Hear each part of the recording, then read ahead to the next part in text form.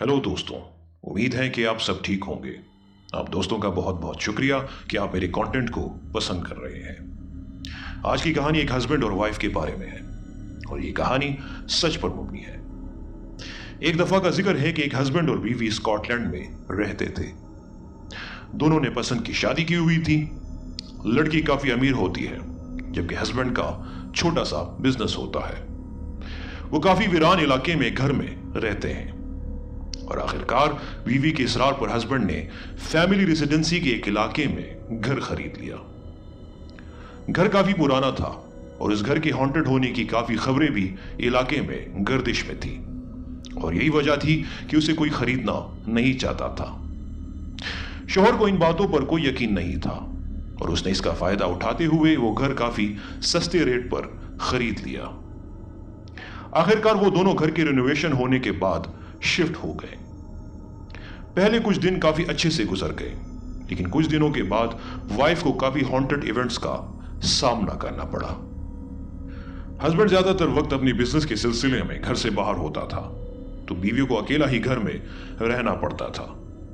वो कभी आधी रात को घर के निचले बेसमेंट में से बच्चों की रोने की आवाजें सुना करती थी, कभी वहां पर दरवाजे की दस्तक सुना करती थी, कभी किसी की गाना गाने की आवाजें सुना करती थी। जब उसने अपने हस्बैंड को इन आवाजों और चीजों के बारे में बताया तो उसका हस्बैंड हंसने लगा और उसे टालने लगा, लेकिन बीवी के इसरार पर उसने पूरे घर का मुआयना किया और निचले बेसमेंट को भी टटोलना शुरू कर दिया, मगर कुछ भी नहीं मिला। जैसे जैसे वक्त गुजरता गया घर में अजीब और गरीब हॉन्टेड इवेंट्स और भी बढ़ने लगे और बीवी काफी परेशान और डिप्रेस होने लगी। अब उसका हस्बैंड भी अपनी बीवी के लिए काफी परेशान हो गया और उसे डॉक्टर के पास ले गया। डॉक्टर ने उसे एंटी डिप्रेशन करार देकर मेडिकेशन स्टार्ट कर दिए, लेकिन कोई भी फायदा नहीं हुआ। बीवी हस्बैंड से कहती है कि या तो हम ये घर छोड़ देते हैं या फिर एक चर्च के फादर को घर पर बुलाकर इस घर को ब्लेस कर देते हैं और अगर कुछ मौजूद हुआ तो खत्म हो जाएगा। हस्बैंड राजी हो जाता है और चर्च के फादर को घर पर बुलाता है। फादर घर को ब्लेस करता है और फिर वहां से चला जाता है। कुछ दिनों तक सब कुछ ठीक हो जाता है। अचानक हस्बैंड को टाउन से बिजनेस के सिलसिले में 4 दिन के लिए बाहर जाना पड़ा। उसने बीवी से कहा कि तुम किसी सहेली के घर चली जाओ या फिर किसी सहेली को घर पर बुला लाओ, लेकिन बीवी ने शौहर से कहा कि अब वो काफी बेहतर महसूस करती है और घर में अब कुछ अजीब व गरीब भी नहीं हो रहा, इसलिए उसे परेशान होने की जरूरत नहीं।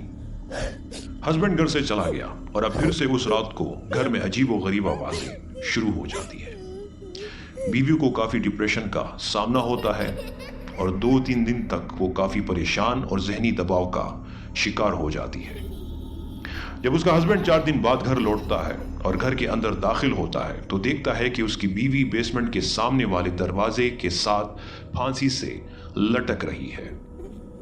वह एम्बुलेंस को बुलाता है, लेकिन बहुत देर हो चुकी होती है और वो मर चुकी होती है।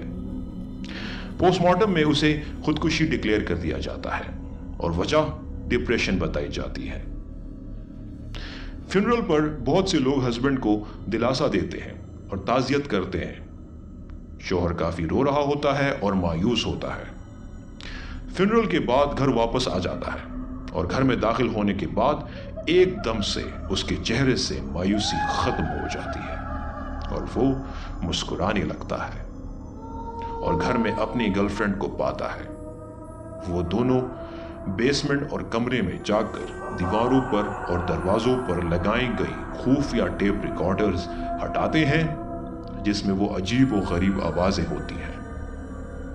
थैंक यू दोस्तों, इस चैनल को सब्सक्राइब करें और शेयर करें। मिलते हैं आपसे अगली वीडियो में, तब तक के लिए गुड बाय।